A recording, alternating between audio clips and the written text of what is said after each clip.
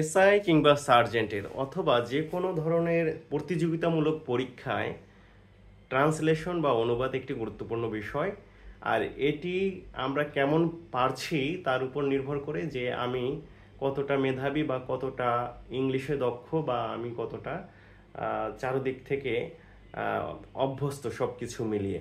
তো আমরা একটু করার টেন্স ভিত্তিক কিছু ট্রান্সলেশন দেখার চেষ্টা করছি, কারণ এরকম করে এই বেসিক বিষয় আমরা যদি পড়ি তাহলেই আমরা ট্রান্সলেশনে এগিয়ে যেতে পারবো। দেখুন, আমি ভাত খাই, আমি তোমাকে চাই। বিষয়গুলো যেহেতু বর্তমান সময় চলছে, যে বর্তমান সময় প্রেজেন্ট টেন্স নিয়ে আমি যে প্রেজেন্ট টেন্স আমরা জানি যে চার ভাগে ভাগ করা যায়। সেক্ষেত্রে প্রেজেন্ট ইনডেফিনিট, প্রেজেন্ট কন্টিনিউয়াস, তারপর প্রেজেন্ট পারফেক্ট টেন্স এবং প্রেজেন্ট পারফেক্ট কন্টিনিউয়াস। আমি এরকম চারটা উদাহরণ দিয়েছি এই বেসিক বিষয়গুলো আপনারা যাতে বুঝেন, সেই অনুযায়ী আমরা দেখতে চাচ্ছি। আমরা দেখি যে প্রেজেন্ট ইনডেফিনিট টেন্সে যাতে নর্মাল, যেটা আমি করি, খাই, যাই, এরকম নর্মাল যে বিষয়গুলো থাকে সেগুলো হলো প্রেজেন্ট ইনডেফিনিট টেন্সে হয়। আর এটাতে ইংলিশে সাবজেক্ট ভার্বের ওয়ান প্লাস অবজেক্ট থাকে, এভাবে করে করতে হয়।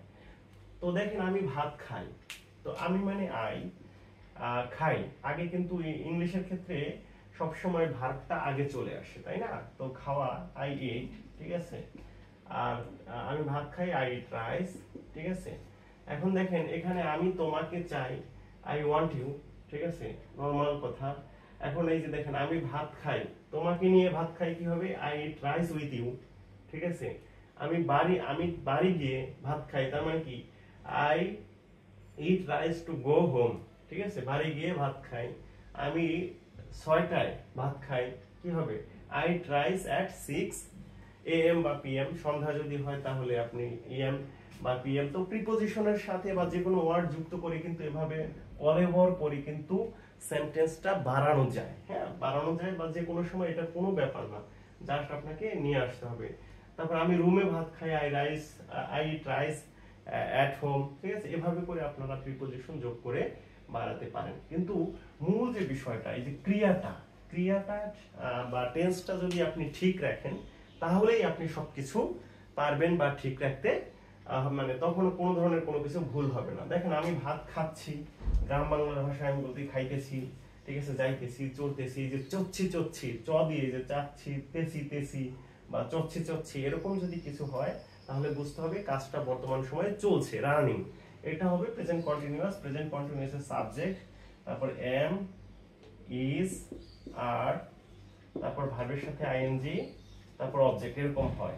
তো আমি ভাত খাচ্ছি, তো কি হবে?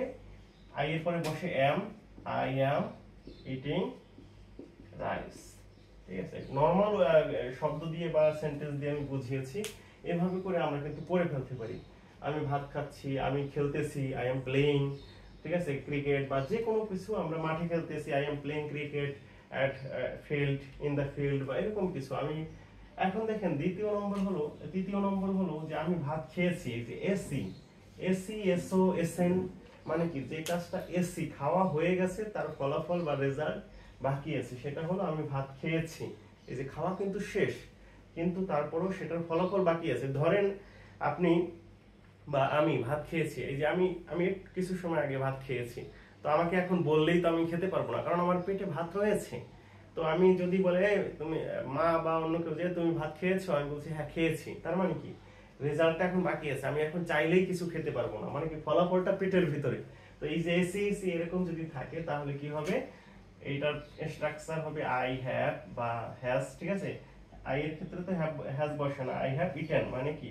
ভার্বের পাস্ট পার্টিসিপল বা ভার্বের থ্রি বসে, আই হ্যাভ ইটেন রাইস। আমি ভাত খেয়েছি, তুমি ভাত খেয়েছো, ইউ হ্যাভ ইটেন রাইস। সে ভাত খেয়েছে, হি হ্যাজ ইটেন রাইস, ঠিক আছে।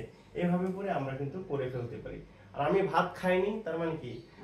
I have not eaten rice. এটাও কিন্তু খাইনি, যাইনি, পাইনি, এরকম যদি থাকে সেটাও কিন্তু প্রেজেন্ট পারফেক্টে জাস্ট নেগেটিভ করে ফেলতে হবে, একটা নট যোগ করে দিতে হবে। তারপর দেখেন 4 নম্বরে প্রেজেন্ট পারফেক্ট কন্টিনিউয়াস, মানে বর্তমান সময়ে যে কাজটা পূর্বে শুরু হয়ে এখনো চলতেছে, সেটা হলো present continuous tense. Present perfect continuous tense, এটা কন্টিনিউয়াস টেন্সেরই একটা ধরন, কিন্তু এটা আগে থেকে শুরু হয়েছে, এর জন্য এটা প্রেজেন্ট পারফেক্ট কন্টিনিউয়াস টেন্স। 1 ঘন্টা ধরে খাইতেছি, তার মানে কি? 1 ঘন্টা আগে আমার খাওয়া শুরু হয়েছে, তাহলে কি হবে?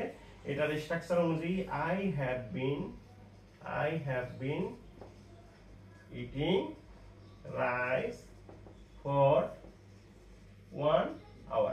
ঠিক আছে, আগে থেকে শুরু হয়েছে তাই আমরা এভাবে করতে পারি। I have been eating rice for 1 hour। 1 ঘন্টা ধরে বৃষ্টি হচ্ছে, তাহলে কি হবে? It has been raining for 1 hour। যদি সকাল থেকে বৃষ্টি হচ্ছে, it has been raining since morning। এভাবে করে কিন্তু আমরা মানে যে আছে টেন্সগত ভাবে কিন্তু আমাদের ট্রান্সলেশনটা শিখতে হবে, তাহলে কোনো ধরনের ভুল যাবে না। তো যাই হোক, যারা আমাকে দেখছেন ভালো থাকেন, সুস্থ থাকেন সবসময়। আপনাদের জন্য দোয়া রইল, আমার জন্য দোয়া করবেন। আমি আমার সাধ্যমতো চেষ্টা করছি, এর ভিতরে ল্যাকিংস থাকতে পারে, আস্তে আস্তে ডেভেলপ করব, কিন্তু আপনাদের অনুপ্রেরণার মাধ্যমে আমি এগিয়ে যেতে চাই। পড়ানো আমার একটা শখ বা নেশার মতো করে আছি, এর জন্য আমি মোটামুটি আপনাদের সাথে আছি। অবশ্যই আমাকে লাইক, কমেন্ট, শেয়ার করে অবশ্যই আমাকে অনুপ্রেরণা দিবেন। ভালো থাকেন, সুস্থ থাকেন, ধন্যবাদ।